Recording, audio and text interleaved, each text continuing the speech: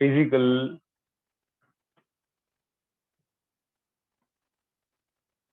quantities are of two types. First one is scalars, other one is vectors. Scalars and other one is vectors. Correct? So what are scalars? Physical quantities,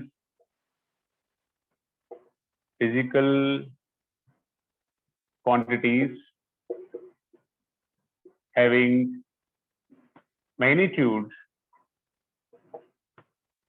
only but no direction, or having both magnitude and direction but do not follow vector laws are called scalars.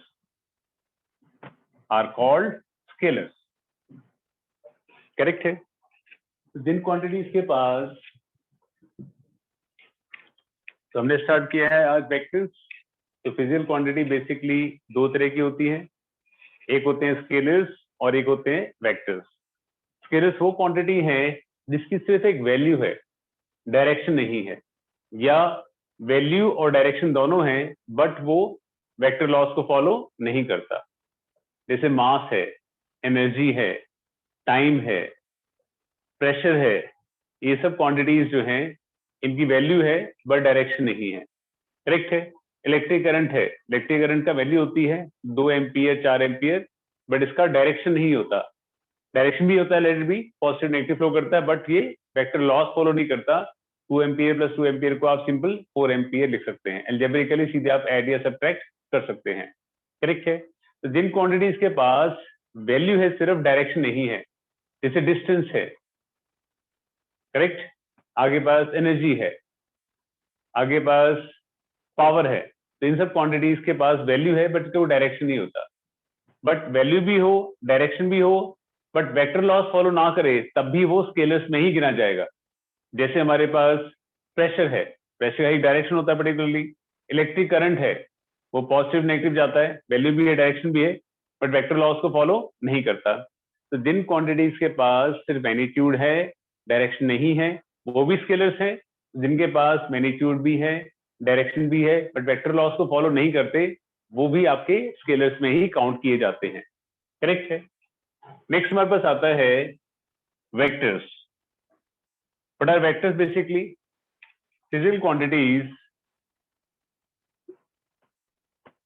Physical quantities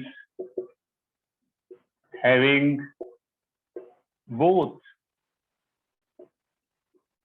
magnitude and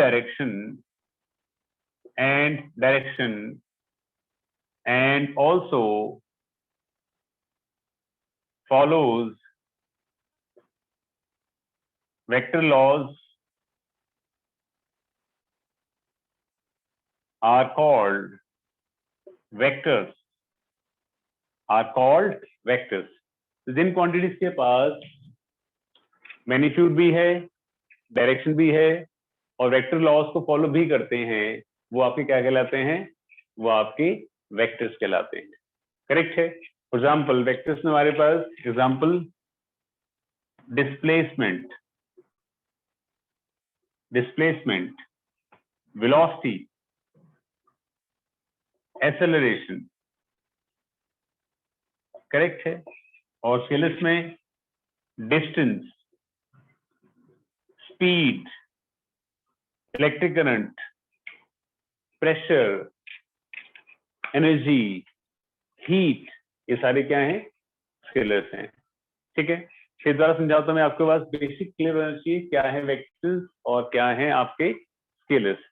Jin quantities के पास magnitude है, direction नहीं है, वो तो scalar है ही हैं, जिनके पास magnitude भी है, डायरेक्शन भी है, बट वेक्टर लॉस तो फॉलो नहीं करते हैं, वो भी स्केलर की कैटेगरी में गिने जाते हैं। जिनके पास मैग्नीट्यूड भी है, डायरेक्शन भी है, वेक्टर लॉस को फॉलो भी करते हैं, that are called vectors. Am I clear बेटा? सर वेक्टर लॉस ठीक है, फटाफट से नोट करिए बेटा। वेक्टर लॉस विल स्टडी, अभी हम वेक्टर लॉस जब पढ़ेंगे तो I will tell you vector laws क्या है सारे। जस्ट इनिशियली आप अभी फिलहाल इसको नोट कर लीजिए। ओके, नोट कर लीजिए फटाफट से।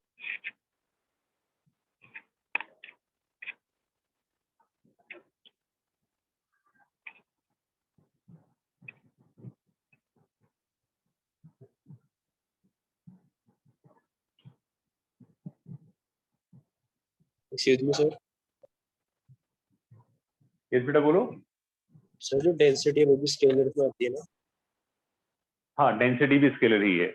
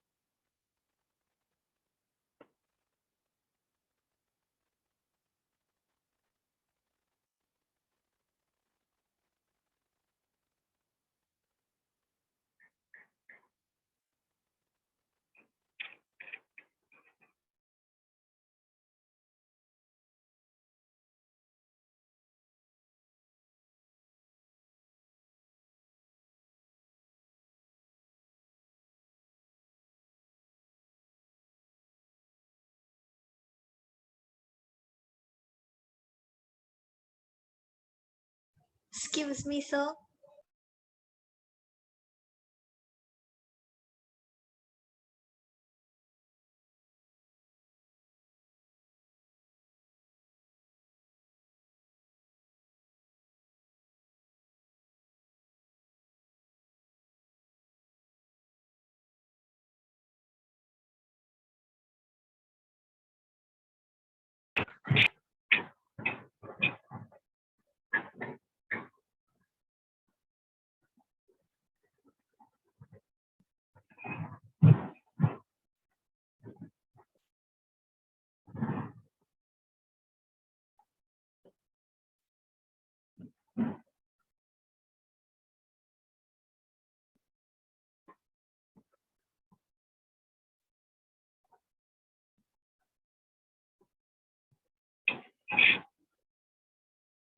बेटा कर ली सबने?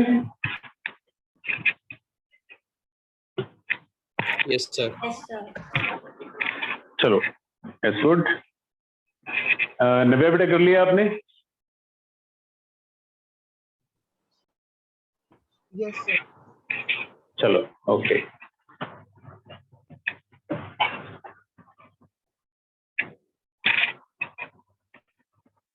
नेक्स्ट देखिए, we have representation of vector।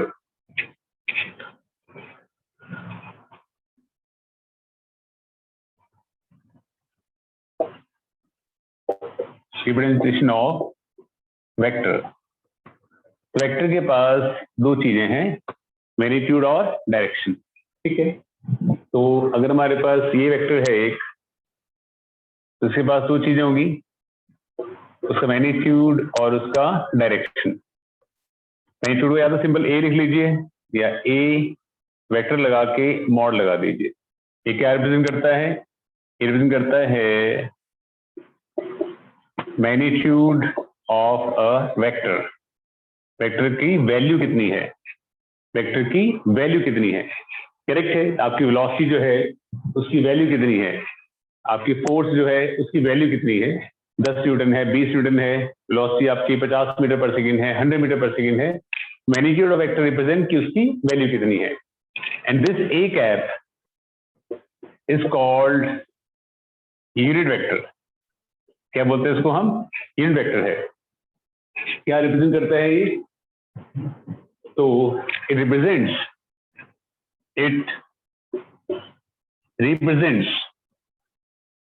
the direction of vector.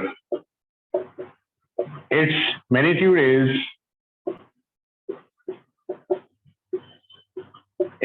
1. इसकी वैल्यू सिर्फ 1 होती है, करेक्ट है। वेक्टर के पास दो चीजें होती हैं, मैग्नीट्यूड और उसका डायरेक्शन। दिस या सिंपल ए लिख लो या ए वेक्टर लगा के मॉड लगा लीजिए, that represents magnitude of a vector.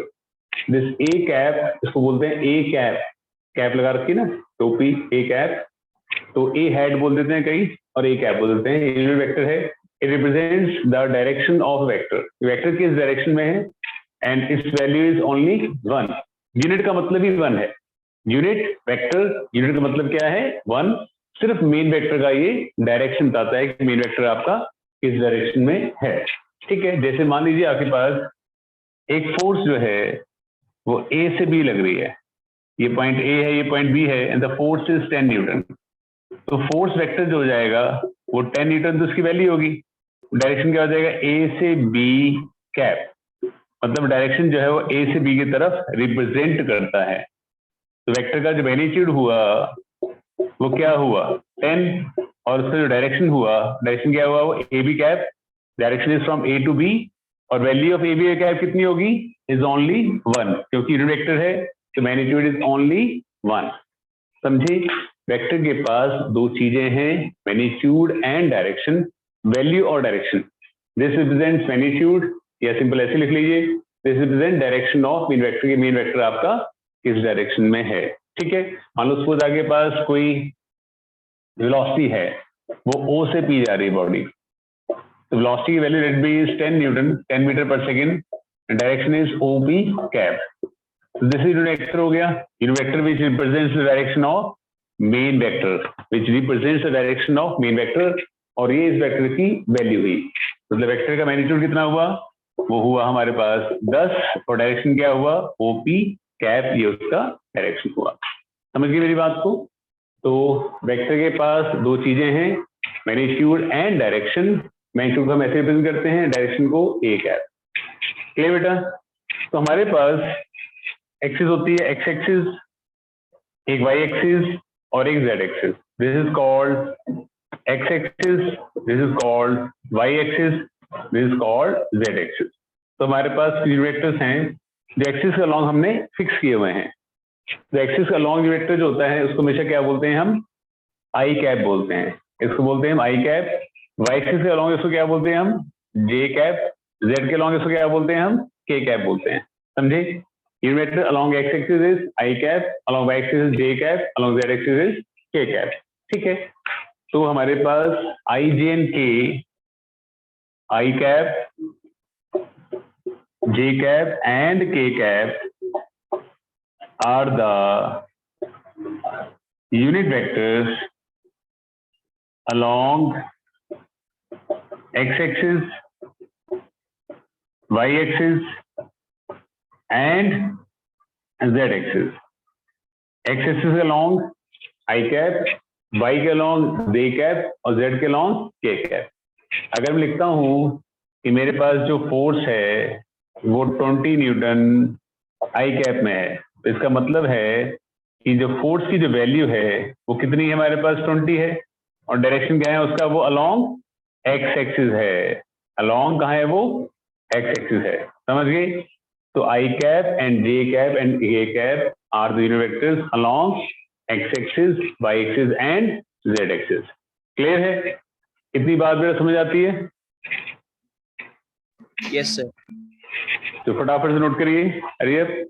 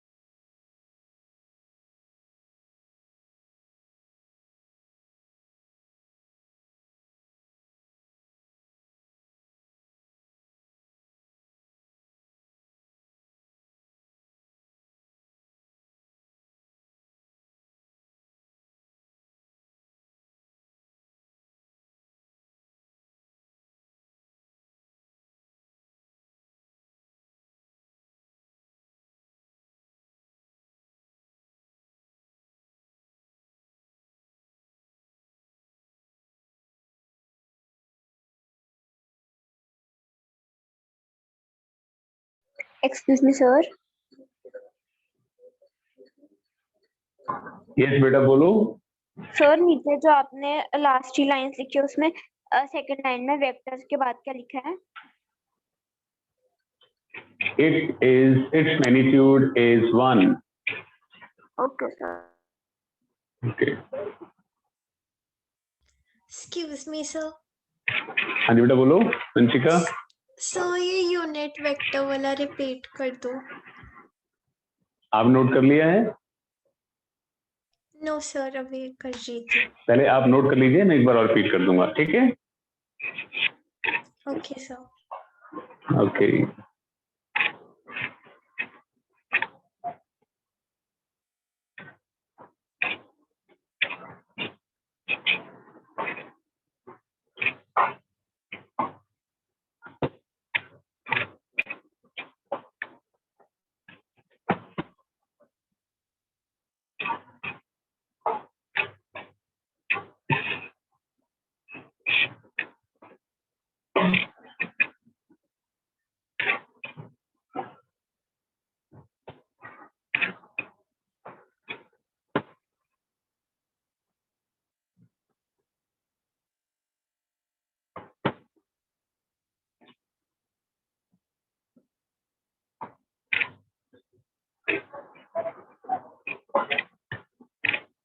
बेटा सबने नोट कर लिया?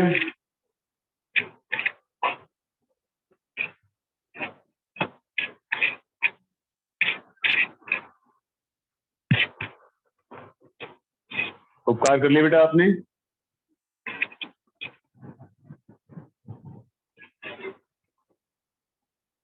लक्ष्य आपने कर लिया? Yes sir. ओके बेटा, कोई और बच्चा है जो नोट कर रहा है अभी तक? Nobody? Let's proceed.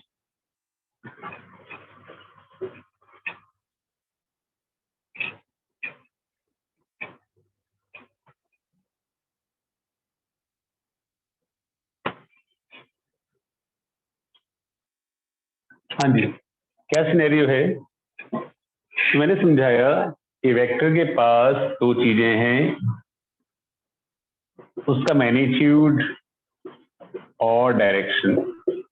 This is called unit vector. इसकी खुद की वैल्यू जो होती है वो 1 होती है, सिर्फ मेन वेक्टर का डायरेक्शन बताता है, ठीक है? मैंने बताया आपको कि हमने i cap, j cap and k cap are the unit vectors along x-axis, y-axis and z-axis respectively, ठीक है? अगर मैं सपोज कुछ लिखता हूं कि मेरी वेलोसिटी 20 मीटर पर सेकेंड जे कैप है, इसका मतलब वेलोसिटी का जो मैग्नीट्यूड है वो 20 है और मैं कहाँ जा रहा हूँ? मैं अलोंग वाई एक्सिस जा रहा हूँ, करेक्ट है? जे कैप मतलब अलोंग वाई एक्सिस। अगर मेरे पास फोर्स एक्सेलरेशन है, मेरी एक्सेलरेशन इज 10 मीटर पर सेकेंड स्क्वायर के कैप में, इसका मतलब एक्सेलरेशन का जो मैग्नीट्यूड है वो 10 है और कहाँ जा रहा हूँ मैं अलोंग जेड एक्सिस है, अलोंग जेड एक्सिस है, समझे? तो i cap, j cap, k cap are the unit vectors along x axis, y axis, z axis. I cap की वैल्यू या जे कैप की वैल्यू या के कैप की वैल्यू इज 1, क्योंकि सारे आपस में क्या है? ये यूनिट वेक्टर्स हैं, सारे आपस में क्या है? यूनिट वेक्टर्स हैं, ठीक है? और आई जे के कैप को एक नाम और दिया जाता है, i cap, j cap and k cap are also called, क्या बोलते हैं इसको? हम इसको बोलते हैं orthogonal vectors, because they are mutually perpendicular to each other, एक दूसरे के साथ परपेंडिकुलर हैं, जिसकी वजह से इनको हम ऑर्थोगोनल वेक्टर्स भी कहते हैं, ऑर्थोगोनल मतलब जो एक दूसरे के पर्टिकुलर हैं। जैसे देखें तो ये एक्स एक्सिस हो गया, वाई हो गया, जेड हो गया, इससे ये पेंडिकुलर है, इससे ये पेंडिकुलर है और ये इससे पेंडिकुलर है। क्लियर बेटा Vanshika? Now I am clear. Yes sir. चलो जो लिखा गया है ऑन स्क्रीन उसको भी आप एक बार नोट कर लें, ऑर्थोगोनल वेक्टर्स वाली टर्म को, बाकी जो नोट करा नोट करिए, उसके बाद मैं आगे चलाता हूँ।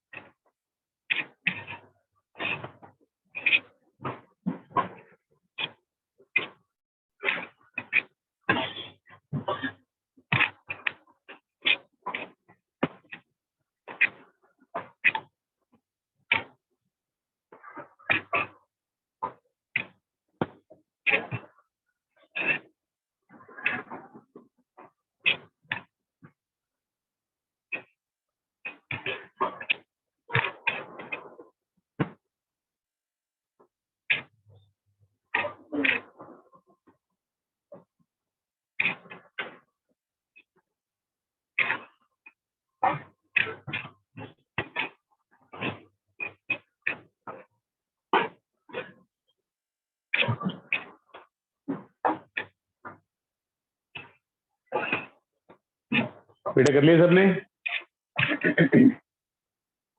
यस चलो आगे बढ़ते हुए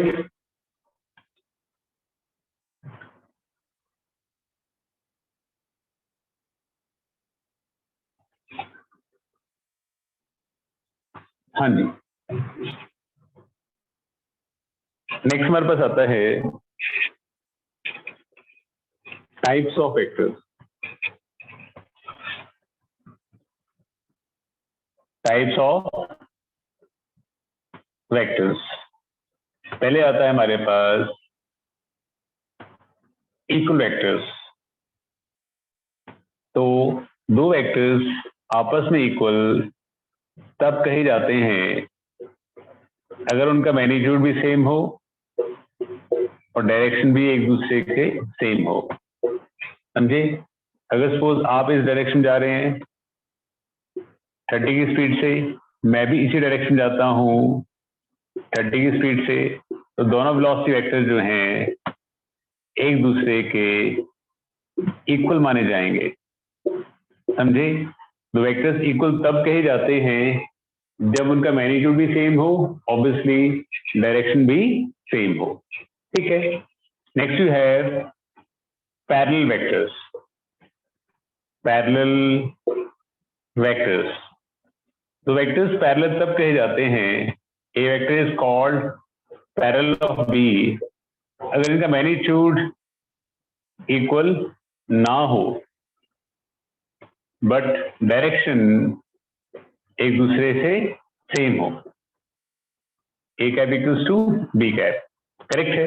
तो दोनों वेक्टर एक दूसरे क्या हो जाएंगे? पैरेलल। अगर आप जा रहे हैं 15 की स्पीड से और मैं जा रहा हूँ 30 की स्पीड से, तो दोनों वेलोसिटी वेक्टर जो हैं एक दूसरे के पैरेलल कहे जाएंगे बिकॉज मैग्नीट्यूड अनइक्वल है और डायरेक्शन सेम है। करेक्ट है।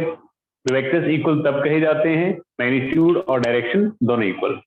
पैरेलल कब होंगे? मैग्नीट्यूड अनइक्वल है बट डायरेक्शन आपका सेम है। Next is negative vectors. Negative vectors, A vector is called negative of B vector अगर इनका मैग्नीट्यूड एग्जैक्टली इक्वल है और डायरेक्शन एक दूसरे से रिवर्स है। डायरेक्शन दूसरे से रिवर्स है। अगर आप इधर जा रहे हैं 30 की स्पीड से, मैं इधर आ रहा हूं 30 की स्पीड से, वेलोसिटी वेक्टर 1, वेलोसिटी वेक्टर 2, तो वेलोसिटी वेक्टर 1 जो है is called negative velocity vector 2। Negative कहा जाएगा बिकॉज मैग्नीट्यूड सेम है और डायरेक्शन एक दूसरे के, is called parallel vectors. Parallel sorry anti parallel vectors, anti-parallel vectors. Vectors having unequal magnitude and opposite direction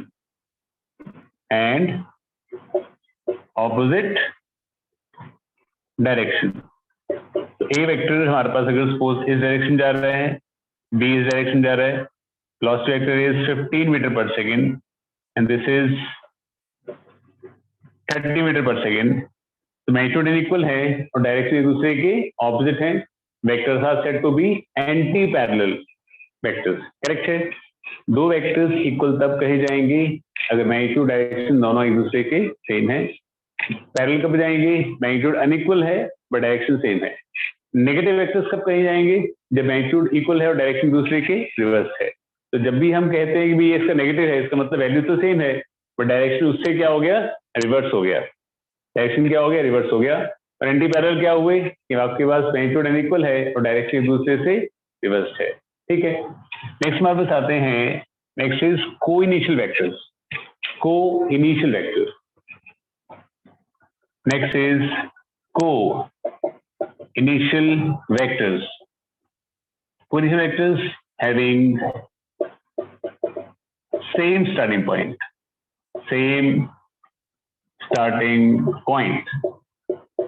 correct है। जिस पॉइंट से अगर वेक्टर सेम वो स्टार्ट हो रहे हैं, वो पॉइंट अगर सेम है, they are said to be co-initial vectors. Correct है। बेटा ऐसा नोट कर लीजिए, फिर मैं आगे कराता हूँ।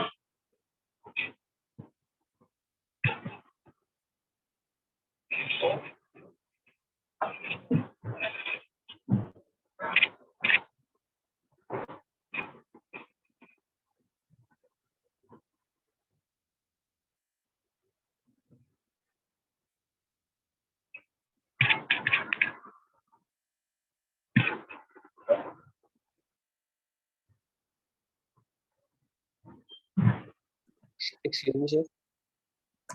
हाँ बेटा बोलिए। एक बार नेगेटिव वेक्टर बताना फिर से। नेगेटिव वेक्टर का मतलब है, जैसे मान लीजिए सपोज आपके पास एक वेलोसिटी है, वेलोसिटी इज 15 मीटर पर second i cap, second velocity is -15 metre पर second i cap. Obviously magnitude तो नेगेटिव नहीं हो सकता, डायरेक्शन रिवर्स होगा। इसका मतलब अगर v1 इस डायरेक्शन में है तो v2 आपका इस डायरेक्शन में होगा। Correct. Magnitude is equal, direction is एक दूसरे के opposite, they are said to be negative vectors. तो v1 जो है v2 का नेगेटिव वेक्टर कहा जाएगा? क्लियर अक्षर? Okay sir. ओके जी ओके।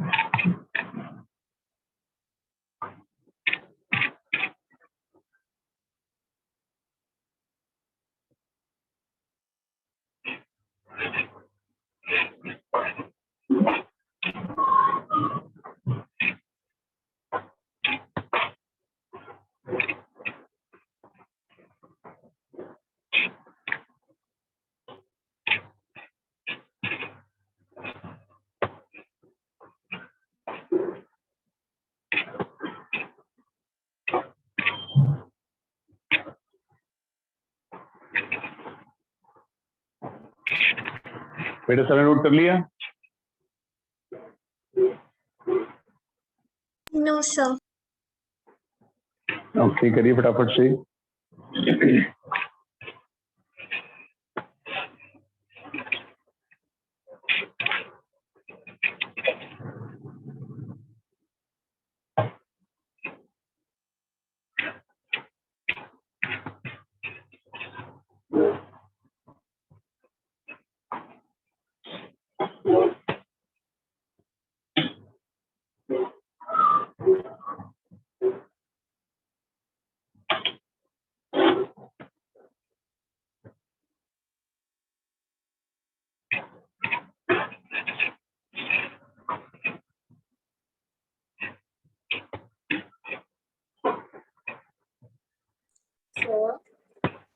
हाँ बेटा बोलो। एंटी पैरेलल वेक्टर्स में भी एक पॉजिटिव और एक नेगेटिव नहीं होना चाहिए? नहीं बेटा नहीं, एंटी पैरेलल में वी कांट राइट एक पॉजिटिव नेगेटिव, बिकॉज अगर हम नेगेटिव लिख देंगे इसका मतलब हम यहाँ एक पॉजिटिव नेगेटिव लिख सकते हैं। अगर आपने आई कैप जे कैप लिखता साथ में तो I have to return at कि आई कैप और ये माइनस आई कैप है, बट नहीं लिखा है मैंने, इसलिए मैंने पॉजिटिव नेगेटिव नहीं लिखा है। क्लियर? नहीं सर, अगर मैं बेटा मैं कह रहा हूं अगर सपोज मैं लिखता V1 को, अगर सपोज मैं आई कैप में लिखता तो V1 क्या होता, माइनस, या V1 लिखता मैं 15 मीटर पर सेकेंड आई कैप में, और V2 क्या लिखता मैं, V2 लिख सकता था मैं आपको 30 मीटर पर सेकेंड माइनस आई कैप में। क्लियर है? अगर मैं सपोज डायरेक्शन दे रहा हूँ साथ में आई कैप जे कैप या के कैप बता रहा हूँ तो नेगेटिव लिखना जरूरी है, बिकॉज इसका डायरेक्शन इससे रिवर्स है, या एक दूसरे से कंपेयर करता हूँ तो डायरेक्शन मुझे नेगेटिव लगाना जरूरी है, otherwise not necessary. Clear? Okay बेटा सबने कर लिया? इसमें सर हाँ जी बेटा बोलो। सर नेगेटिव वेक्टर्स में तो हमने माइनस लगाया हुआ है फिर। क्योंकि ये वेक्टर दूसरे नेगेटिव है ना, मैग्नीट्यूड भी सेम है और डायरेक्शन रिवर्स है, तो एक दूसरे के एग्जैक्टली नेगेटिव है। एंटी पैरेलल में V1 is not negative of V2 ना,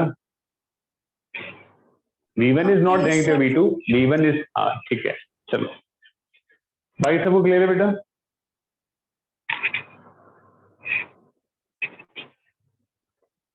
बेटा बाकी सबको क्लियर है? यू कैन से यस और नो। Yes, sir. चलो ठीक है। उर्वी क्लियर आपको?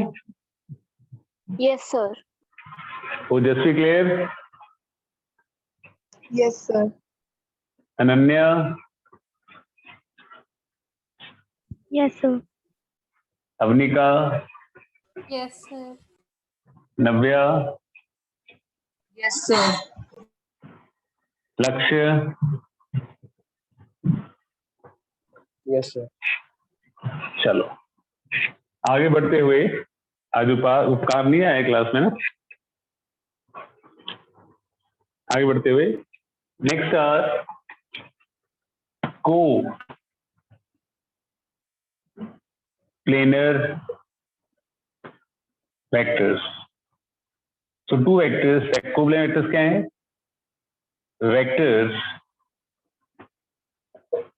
lying in same plane में, lying in same plane।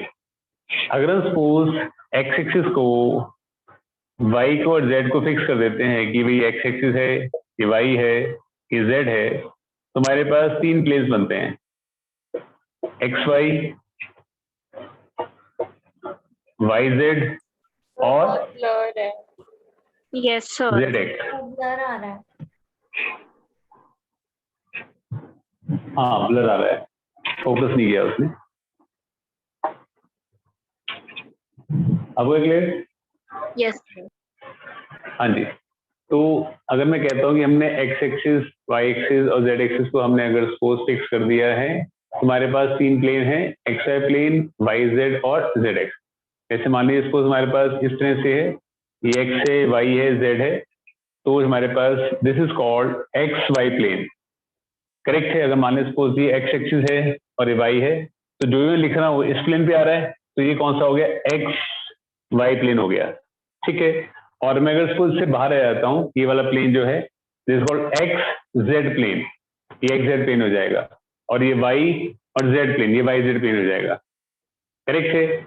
अगर सपोज मैं एक्सिस को, एक्स को और वाई को और जेड को फिक्स कर देता हूँ, तो मेरे पास सिर्फ तीन ही प्लेन बचते हैं, X Y plane, X Z plane, Y Z plane. Correct है?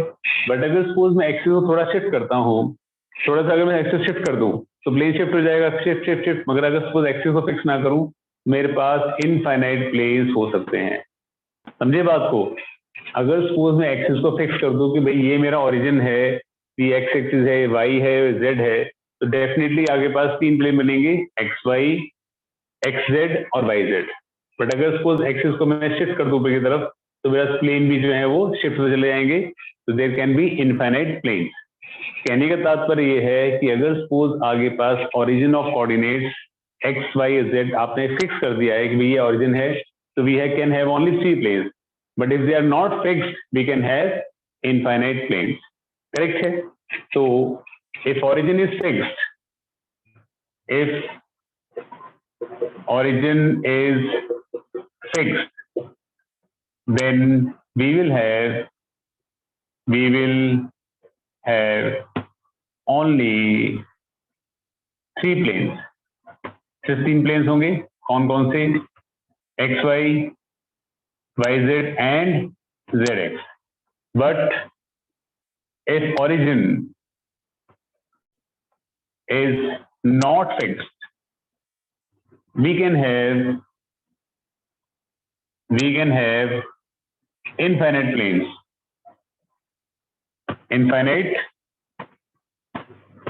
हमारे पास infinite planes हो सकते हैं। ठीक है? Am I clear बेटा? Yes. इतना क्लियर? ओके। तो आगे देखो, नेक्स्ट इज कि angle between two vectors. Angle between two vectors is the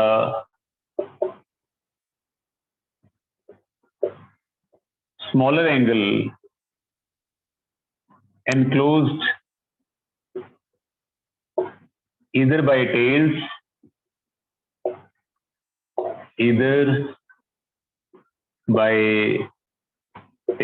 or their heads। Correct है?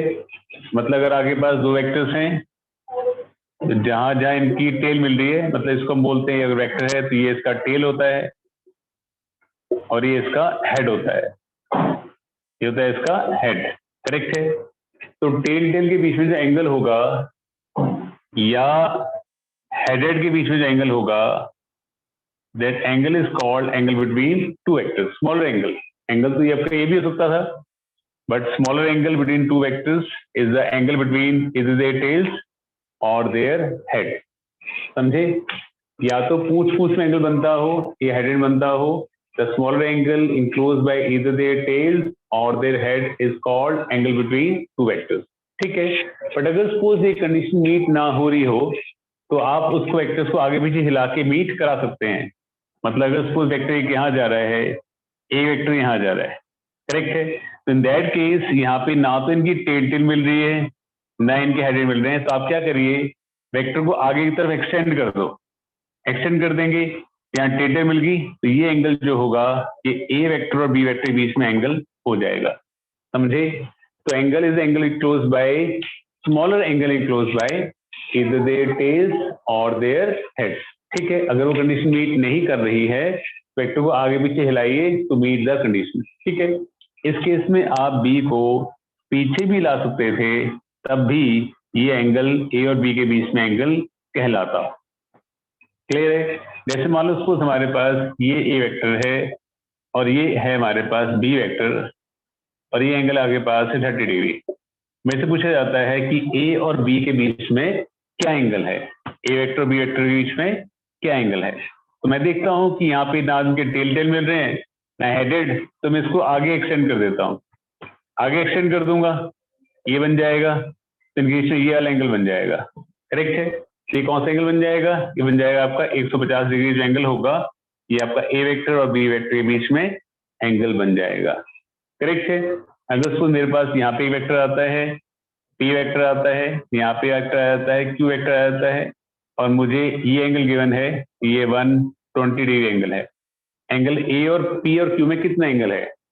तो मुझे यहाँ पर ना तो टेल मिलते नजर आ रही है ना हेडेड। मैं क्या करूंगा, मैं पी को आगे एक्सटेंड कर दूंगा, आगे एक्सटेंड कर दूंगा, यहाँ टेल मिल गए, तो ये जो एंगल होगा 60 डिग्री, ये आपके पी और की के बीच में एंगल कहा जाएगा।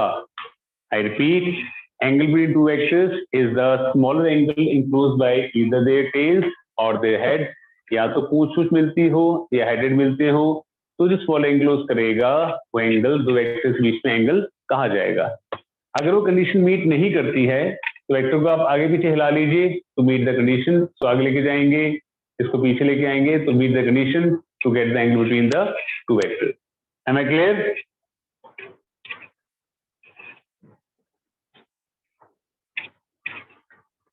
बेटा यू कैन से यस और no, am I clear? Yes, sir. Yes, sir. Okay, note करिए, फटाफट से नोट करिए।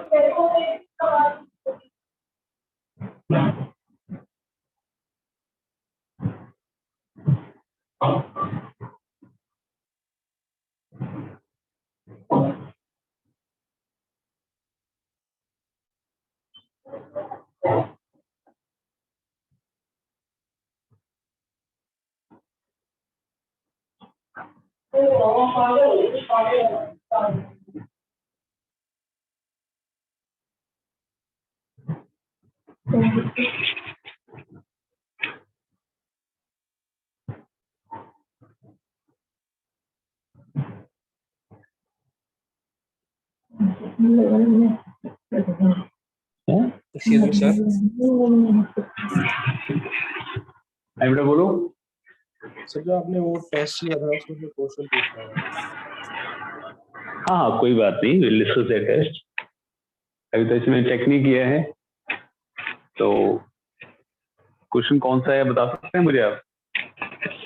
सर वो देखना पड़ेगा। कोई बात नहीं, आप मुझे क्वेश्चन में बता देना, पेपर मेरे पास ही है, ठीक है? मैं सोल्यूशन आपको लिख के व्हाट्सएप कर दूंगा। ओके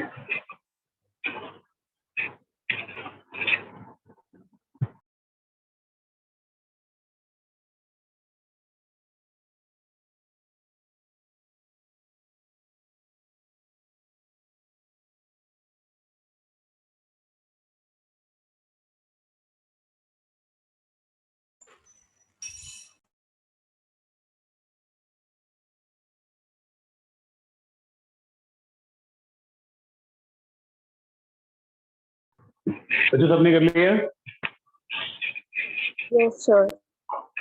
चलो, तो हमने जाना वेक्टर क्या है, हमने जाना वेक्टर कितने तरह का है, हमने फिर जाना प्लेन क्या है, हमने फिर जाना कि वेक्टर के बीच में एंगल कैसे निकालते हैं।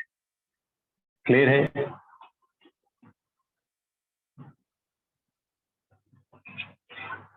हाँ जी, आगे हमारे पास आता है कि what is resultant vector, what is resultant vector. एक सिंगल वेक्टर जो दो या जब से ज्यादा वेक्टर्स का नेट इफेक्ट बताए वो रिजल्टेंट वेक्टर है। जैसे आप यहां से यहाँ गए, यहां से यहाँ गए, ये आपका नेट इफेक्ट बताएगा कि आप एक्चुअली कितना डिस्प्लेस हुए, ये आपका रिजल्टेंट वेक्टर हुआ। आप यहाँ से यहाँ गए, यहाँ से यहाँ गए, यहाँ से यहाँ गए, यहाँ से यहाँ गए, तो ये रिजल्टेंट वेक्टर हुआ। करेक्ट है? आप यहाँ से यहाँ गए, यहाँ से यहाँ से यहाँ, तो ये रिजल्टेंट वेक्टर हुआ। तो एक सिंगल वेक्टर जो दो या उससे ज्यादा वेक्टर्स का नेट इफेक्ट बताता है कि आप किस डायरेक्शन प्रोसीड हुए और कितना प्रोसीड हुए, that is called resultant vector. ठीक है, इन केस ऑफ डिस्प्लेसमेंट, या अगर आप डिस्टेंस ट्रेवल कर रहे हैं तो आप उसको डिस्प्लेसमेंट से रिलेट कर सकते हैं, it is not always the same. Correct है। तो सिंगल वेक्टर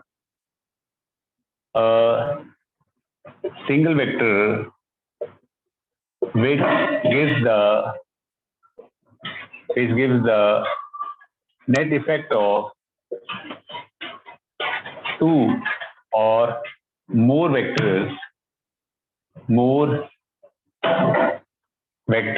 is called, क्या बोलते हैं इसको हम,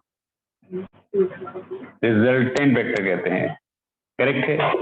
तो सिंगल वेक्टर जो दो या ज्यादा वेक्टर्स का नेट इफेक्ट बताए रिजल्टेंट वेक्टर कहते हैं। अगर ये ए वेक्टर है, ये बी वेक्टर है, ये रिजल्टेंट वेक्टर है, वेक्टर फॉर्म में R vector equals to A vector plus B vector, ये आ जाएगा। क्लियर। एक और चीज जानिए, if a vector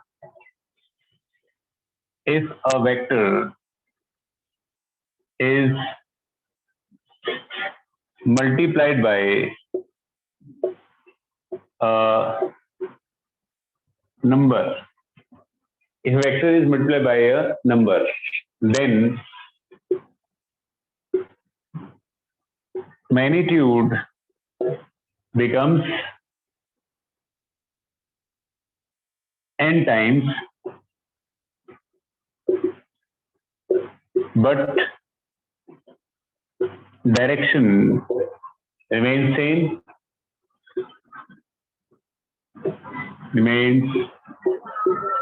same, if number is positive,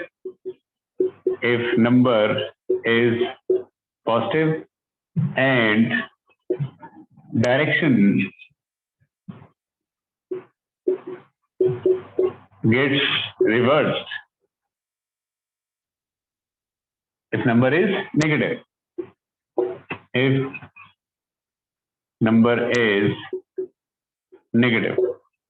समझे।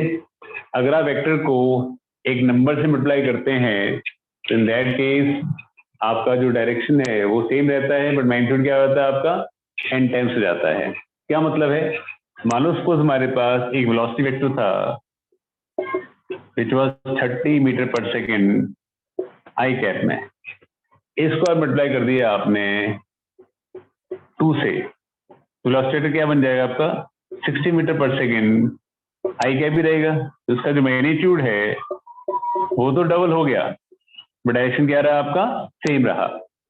आई कैप मतलब एक्सिस के अलॉन्ग था, अभी वो एक्स एक्सिस के अलॉन्ग ही है।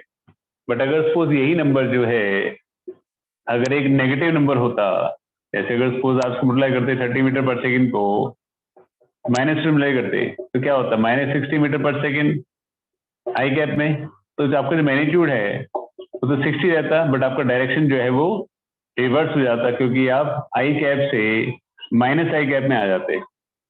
करेक्ट है। अगर आप किसी वेक्टर को किसी नंबर से मल्टीप्लाई करते हैं नंबर n से, तो मैग्नीट्यूड आपका n टाइम्स हो जाता है, डायरेक्शन सेम रहता है अगर नंबर आपका पॉजिटिव है। Very simple thing, common thing to understand. अगर नंबर नेगेटिव है तो मैग्नीट्यूड n टाइम्स हो जाएगा और डायरेक्शन क्या कर जाएगा आपका, रिवर्स कर जाएगा। वेक्टर्स में नेगेटिव का मतलब क्या होता है, इसका डायरेक्शन जो है वो रिवर्स कर दिया गया है। क्लियर। क्लियर बच्चों, से यस और नो। Yes sir. फटाफट से नोट करिए बेटा। अरे sir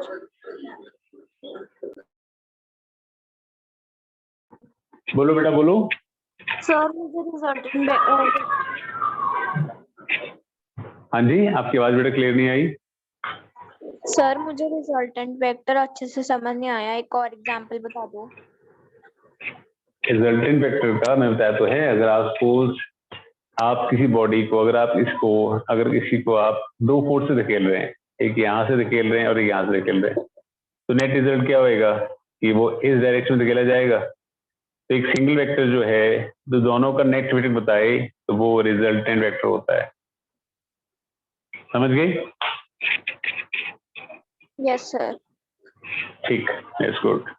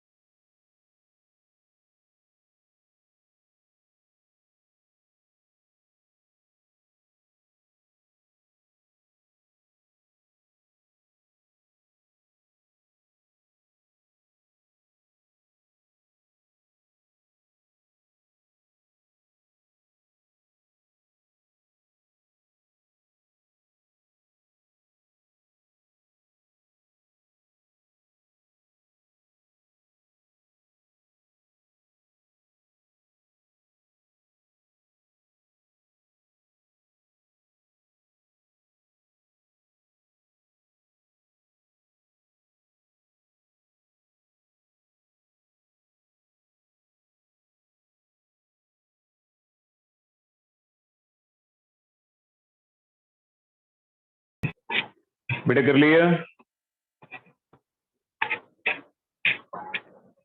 no No, sir. sir. सबने कर लिया? Is there anybody who is writing? So I'm writing. Okay, let me know when you have completed.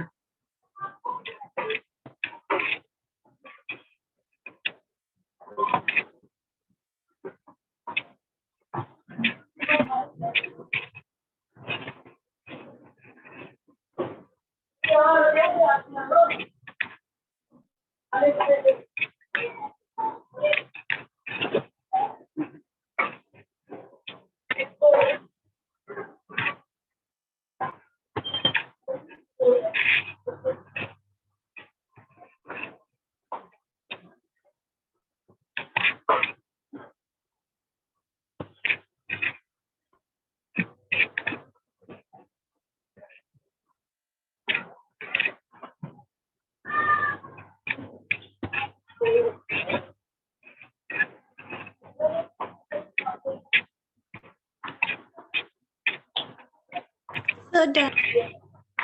चलो, okay. Is there anybody else who's writing?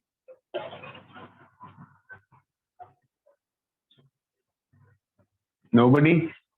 चलो, okay. आगे चलते हुए next we have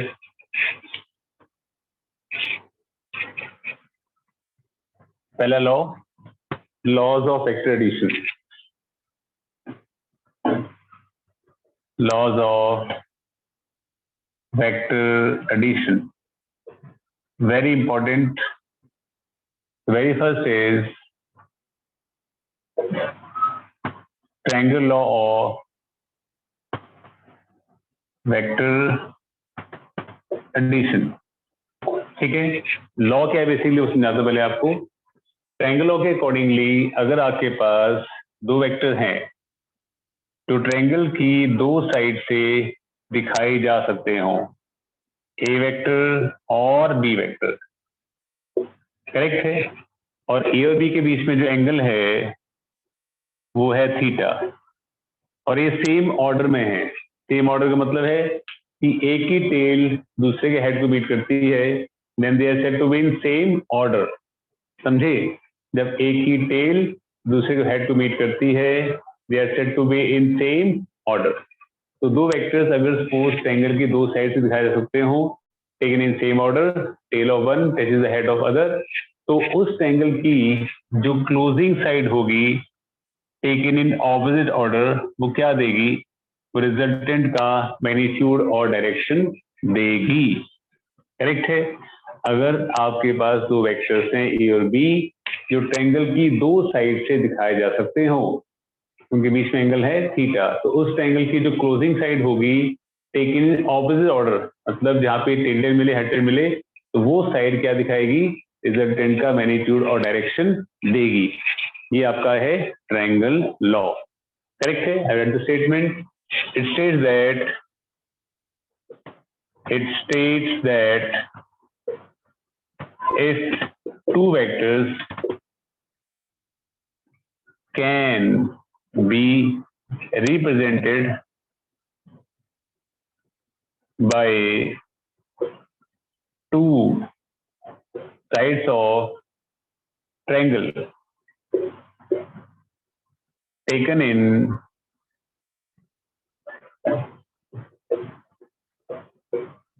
same order, then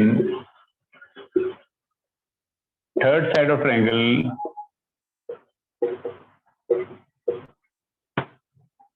taken in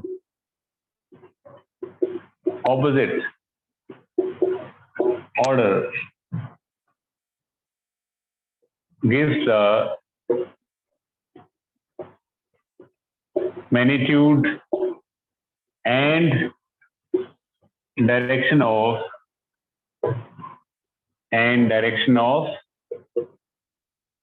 resultant vector। Correct है? तो इन vector form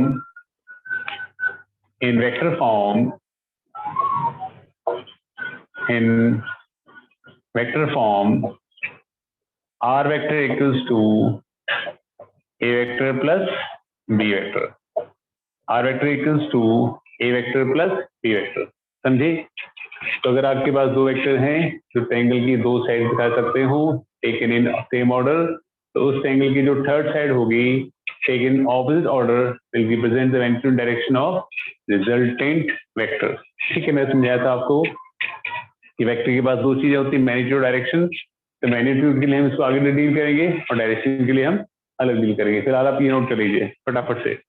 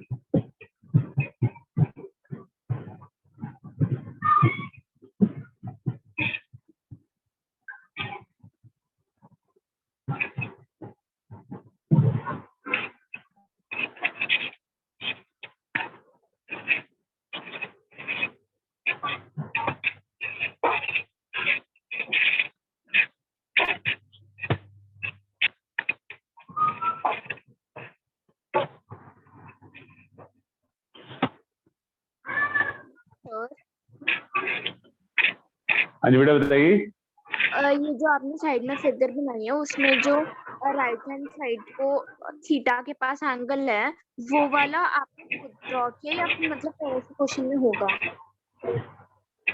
बेटा वो question में कई बार एंगल गिवन होता है, कई बार निकालना होता है, डिपेंड्स ऑन द पॉसिबिलिटीज ना। क्वेश्चन में कैसे आएंगे क्वेश्चन और कैसे करने हैं वो तो मैं बताऊंगा आपको, अलग करवा के प्रैक्टिस करवाऊंगा। फिलहाल आप ये नोट कर लीजिए आपने बेटा। Yes sir. ओके बेटा, सबने नोट कर लिया?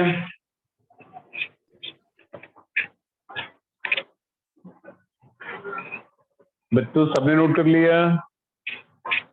Yes sir. ओके चलो ठीक, अब हम इसको डील करेंगे, इसका मैग्नीट्यूड कैसे निकालेंगे।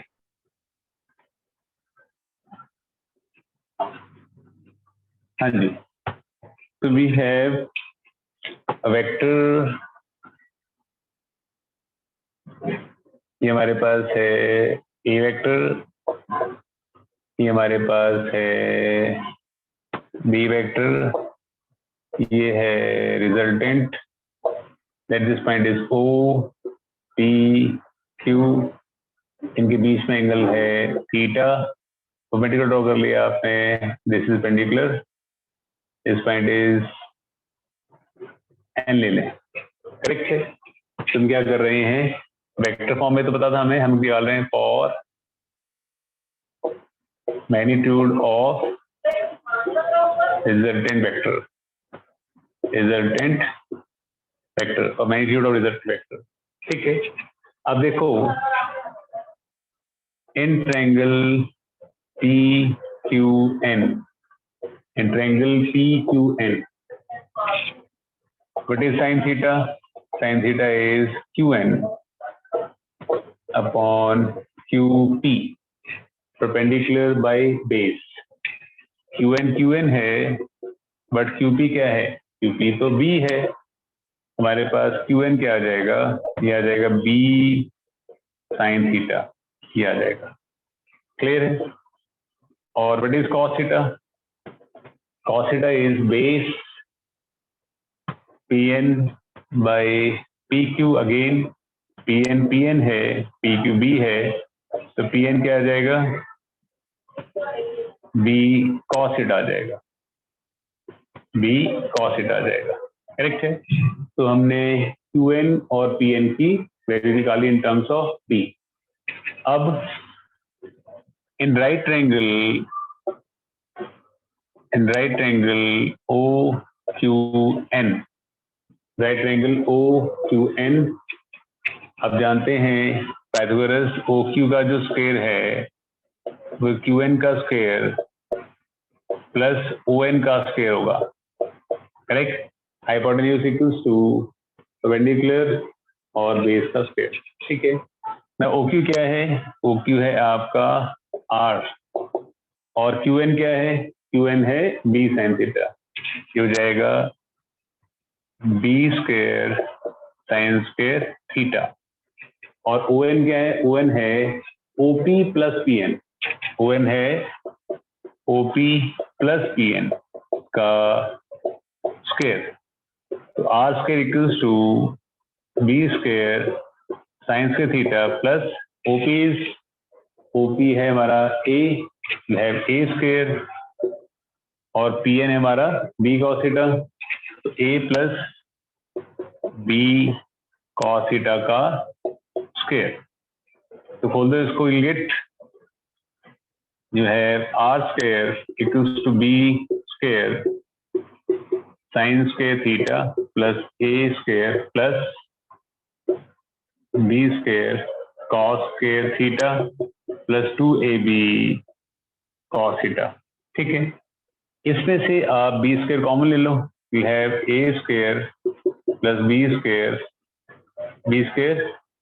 तो sine square theta plus cos square theta plus 2AB cos theta. हम सब जानते हैं sine square by cos square is 1, तो रिजल्टेंट का square equals to A square plus B square plus 2AB cos theta, resultant equals to root of A square plus B square plus 2AB cos theta।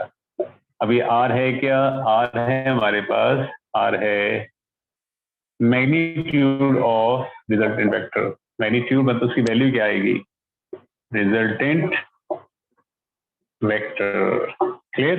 पहले note करिए, बहुत simple है, just calculation, note it down.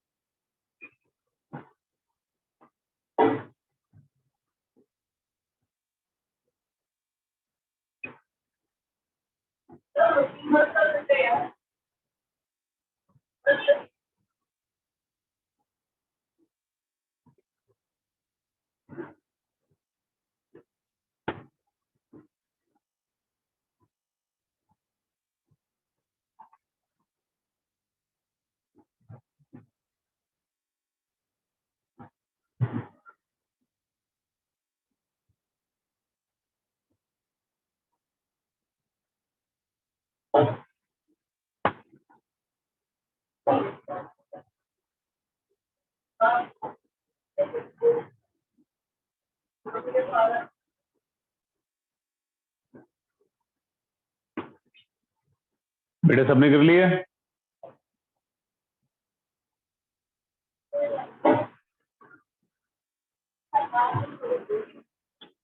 बेटा सबने कर लिया? No sir. No sir. चलो करने के बाद please let me no.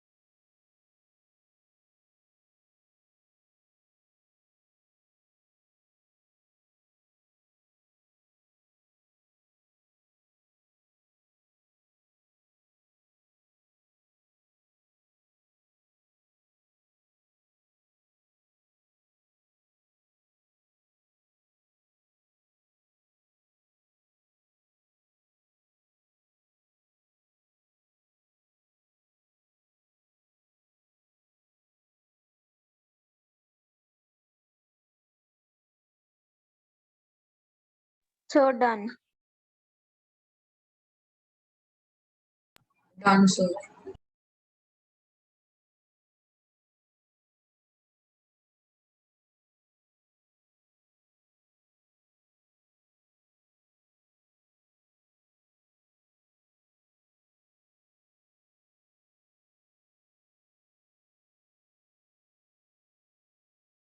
Sir, you are muted.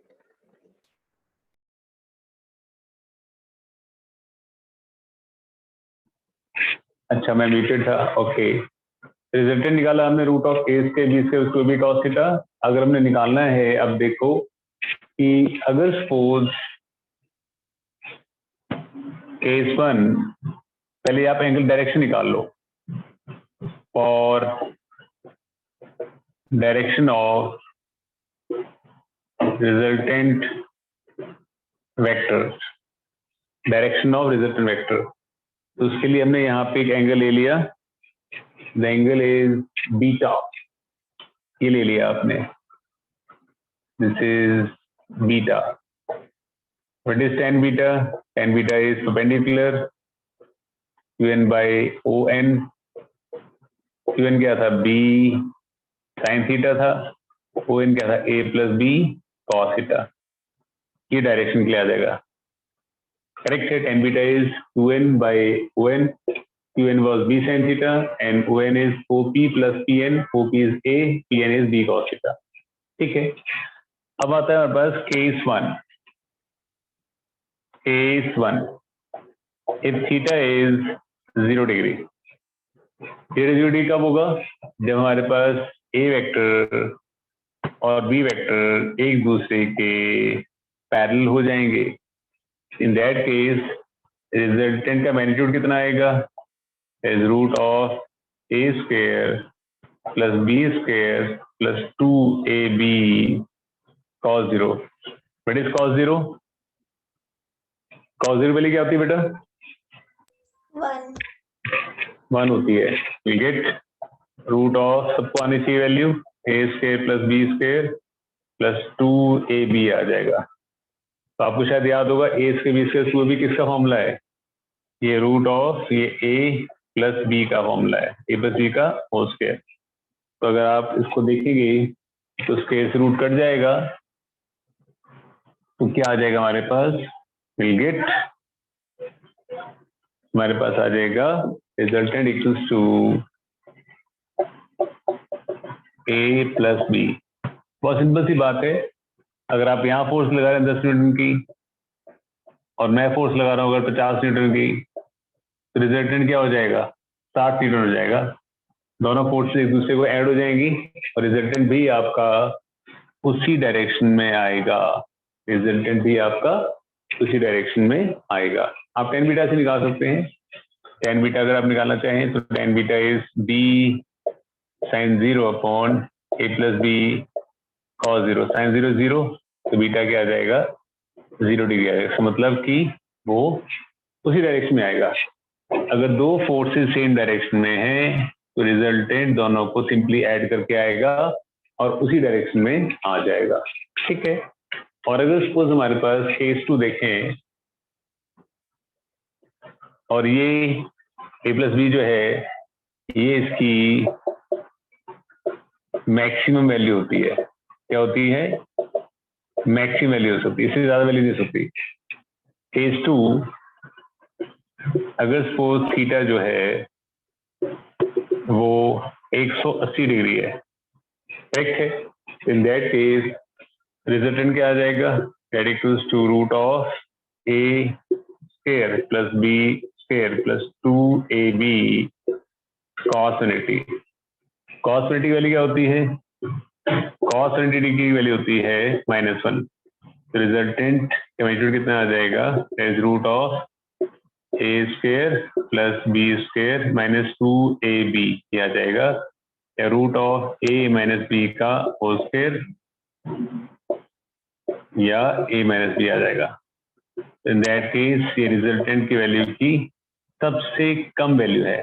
कितनी वैल्यू होगी इसकी? मिनिमम वैल्यू, करेक्ट है। मतलब अगर सपोज दो फोर्सेस जो हैं वो ऑपोजिट डायरेक्शन लग रही हैं, आप यहाँ फोर्स लगाते हैं 10 न्यूटन की, मैं यहाँ लगाता हूँ 50 न्यूटन की, तो रिजल्टेंट ऑब्वियसली इस डायरेक्शन में आएगा, दोनों माइनस करके 40 न्यूटन आ जाएगा। करेक्ट है। तो अगर सपोज आपके पास दो वेक्टर सेम डायरेक्शन में है तो रिजल्टेंट दोनों को ऐड करके आ जाएगा और उसी डायरेक्शन में रहेगा। अगर दो वेक्टर ऑपोजिट डायरेक्शन में है तो रिजल्टेंट दोनों को माइनस करके आएगा और टुवर्ड्स द बिगर आएगा। और कोई एंगल होता है तो फॉर्मूला है ही हमारे पास, तो हमारे पास ये वाला स्टैंडर्ड फॉर्मूला ही है, root of a square with b square to ab cos theta, उससे आप निकाल लेंगे। क्लियर बच्चों? Is it clear? तो केस 1 में वो जो tan बीटा दिया वो वाला समझ नहीं आया। बेटा वैल्यू न डालिए बस, एंगल 0 0 साइन 0 हो गया, साइन 0 कितना होता है? 0 होता है। इसके अंदर बीटा 0 डिग्री होगा, बीटा 0 मतलब कि रिजल्टेंट कितना हो जाएगा? 0 मतलब यही आ जाएगा पैरेलल, तो ये पैरेलल में आ जाएगा। Clear? Yes sir. Okay, note down. Excuse me sir. हाँ जी बेटा बोलो। सर राइट साइड से ऊपर की 2 लाइनें दिख रही बोर्ड की।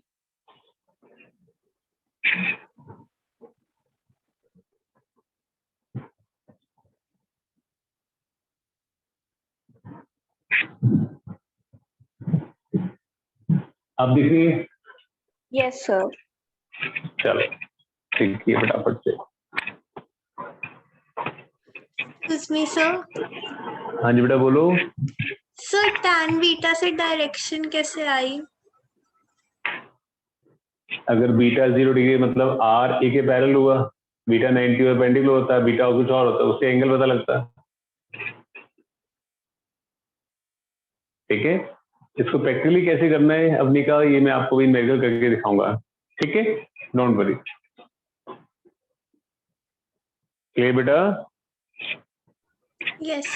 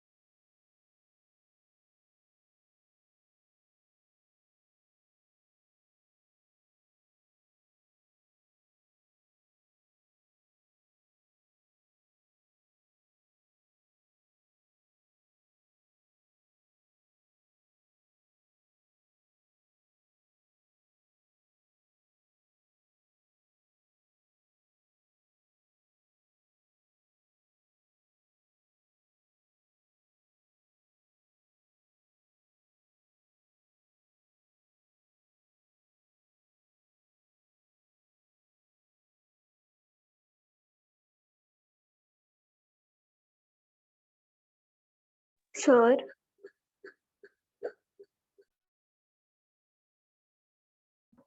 हाँ जी बेटा, सर आपने कर लिया? केस 2 समझ नहीं बोलो आया।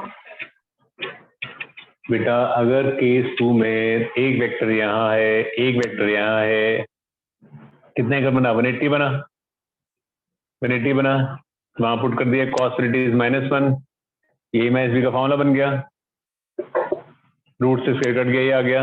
मतलब अगर दो फोर्स ऑपोजिट डायरेक्शन में है, आप यहाँ से फोर्स लगा रहे हैं, मैं यहाँ से लगा रहा हूँ, तो नेट फोर्स दोनों को माइनस करके ही आएगी। एक साइड टेबल से आप धकेल रहे, एक साइड से मैं धकेल रहा हूँ, जिसकी फोर्स ज्यादा होगी उस तरफ टेबल ज्यादा जाएगा। Okay yes sir. ओके बेटा, सबने नोट कर लिया?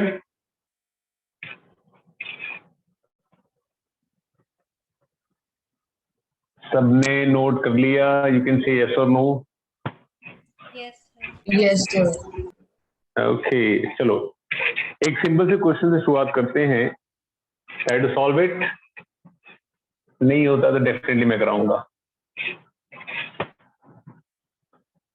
To equal forces acting at a same point at right angles to each other, correct है? इस magnitude of resultant is 1414 Newton. Find the value of force. Correct है? एक point है, यहाँ पे दो फोर्स लग रही हैं, जो एक दूसरे के साथ राइट एंगल्स पर हैं। रिजल्टेंट की वैल्यू जो है 1414 है, तो वैल्यू फोर्स की वैल्यू क्या है जो आप लगा रहे हैं। करिए फटाफट से क्वेश्चन ट्राई करिए, नहीं आएगा तो मैं कराऊंगा definitely.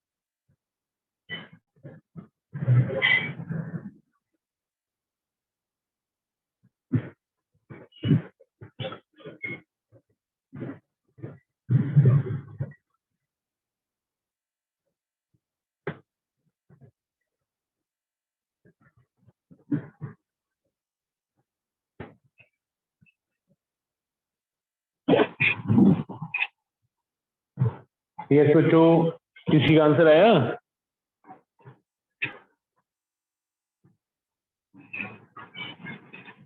Navya, you got the answer? Sir, I'm still doing.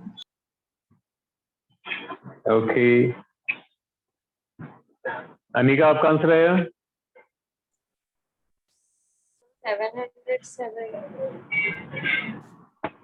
Okay. Avanika, आपका? अभी कर रही हूँ सर। ओके। ओजस्वी, आपका? नहीं सर। अनन्या, आपका? नो सर, कर रही हूँ अभी। पूर्वी, आपका? सर अभी कर रही हूँ। वंशिका, आपका? सर नहीं आया। लक्ष्य, आपका? क्वेश्चन नहीं आया। चलो कोई बात नहीं, एक क्वेश्चन मैं कराता हूं। क्वेश्चन इज वेरी सिंपल, बस आप फॉर्मूले से थोड़ा सा रूबरू हो जाएं कि करना क्या होता है। कहानी थी हमारे पास कि there are two equal forces, इसका मतलब A इक्वल्स टू B है, acting at same point at right angles. इनके बीच का एंगल जो है वो 90 डिग्री है। रिजल्टेंट के मैग्नीट्यूड की जो वैल्यू है 1414 न्यूटन है। ठीक है, बस यही कहानी थी। रिजल्टेंट मैग्नीट्यूड का फॉर्मूला क्या होता है? फॉर्मूला होता है हमारे पास root of a square plus b square plus 2ab cos theta. कितना मैग्नीट्यूड है? 1414 है, और a इक्वल्स टू b है तो हो जाएगा a square plus a square plus 2a square. Angle cos 90 है, हम ही जानते हैं cos 90 की वैल्यू होती है 0। जिसके इसमें बस क्या बच जाएगा, हमारे पास बच जाएगा root of A square plus A square, ये हो जाएगा रूट ऑफ 2a स्क्वायर, हो जाएगा a रूट 2 इज 1414, और रूट 2 वैल्यू कितनी होती है, रूट 2 वैल्यू होती है 1.414, तो बस ए के लिए आ जाएगी 1000। ये लो जी आंसर सॉल्व। Very simple.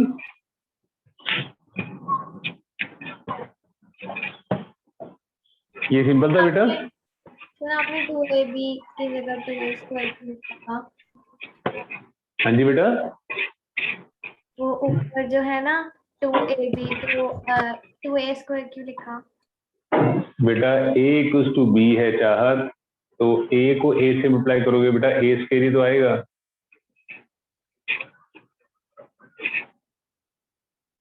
ठीक है चाहत? यस सर, आ गया।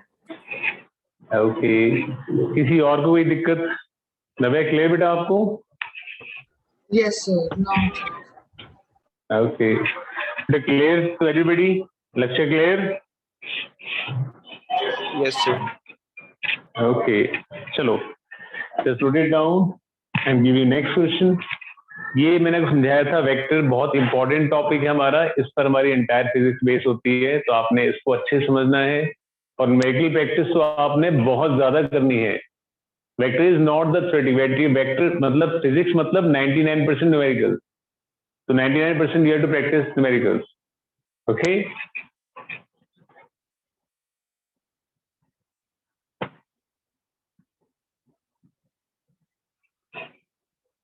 नेक्स्ट देखिए आगे हमारे पास, मान लीजिए two equal forces of magnitude 100 Newton are acting at the same point at an angle of 60 degree.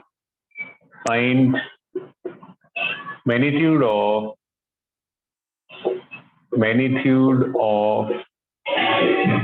resultant vector. लो करिए, फटाफट से करिए।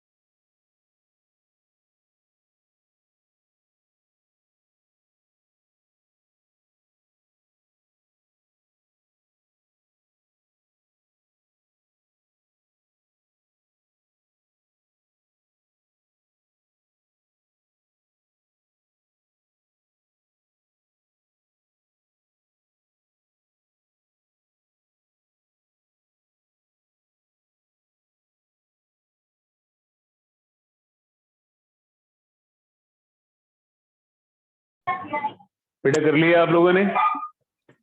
Yes, sir. Yes. Okay, that's good. Let's check it out. Yes, मुझे बताएंगे अनन्या, क्या आंसर है बेटा? Sir 163.0 आ रहा है। Okay, let's see. Equal forces है,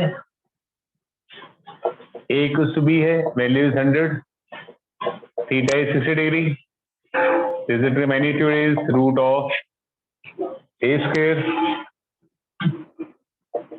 plus A square, क्यों A equals to B है, 2A square cos 60, so that is root of A square plus A square plus 2A square cos 60 is 1/2. ये आ जाएगा हमारे पास result magnitude equals to root of A square plus A square plus A square A square A root 3. Value of A is 100 root 3. ये answer आ जाएगा। Am I clear बेटा?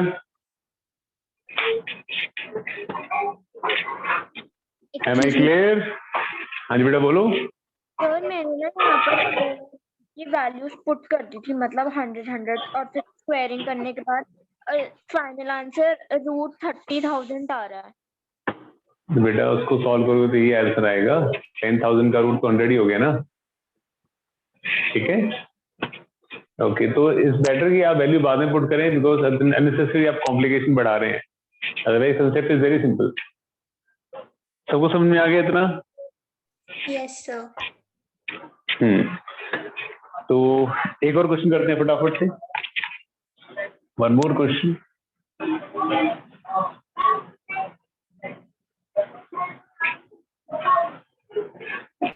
हमारे पास to equal forces are acting at a point and has resultant 1.5 times the magnitude of either force. Find angle between the forces. करिए फटाफट से।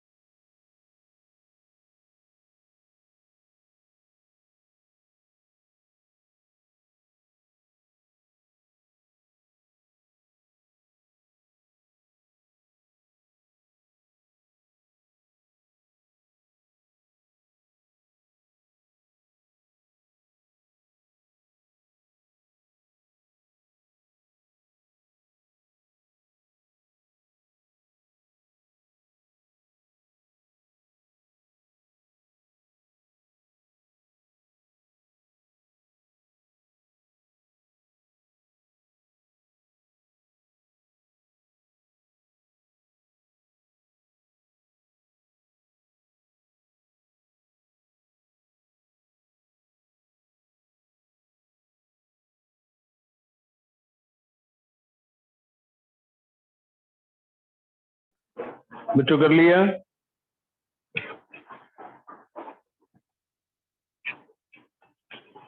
बच्चों कर लिया?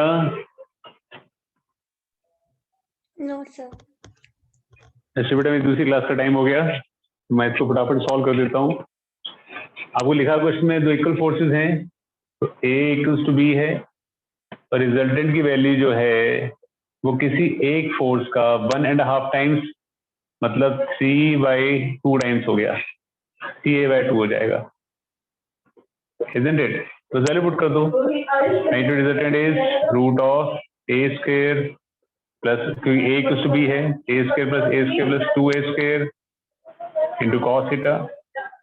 तो रिजल्टेंट वैल्यू हमारे पास है 3A/2 equals root of A square plus 2A square cos theta, दोनों साइड स्क्वायर कर दो, तो 9A² equals to A square plus 2A square cos theta. इसके कॉमन कट जाएगा, तो 9/4 equals to 2 plus 2 cos theta, तो जाएगा 9/8 equals to 1 plus cos theta, तो cos theta equals to 9/8 minus 1 is 1/8, तो आपका आ जाएगा theta equals to cos inverse of 1/8, ये आपका आंसर आ जाएगा। एम आई क्लियर बेटा? Yes sir. ओके, चलो फिर हम बाकी नेक्स्ट क्लास में करेंगे, ठीक है? ओके बेटा, okay sir. Revise the whole chapter. मैं आपको न्यूमेरिकल की शीट अपलोड करूंगा, उसको करके रखना। ओके, बाय बेटा, take care. Thank thank you. You sir. Okay जो, ओके।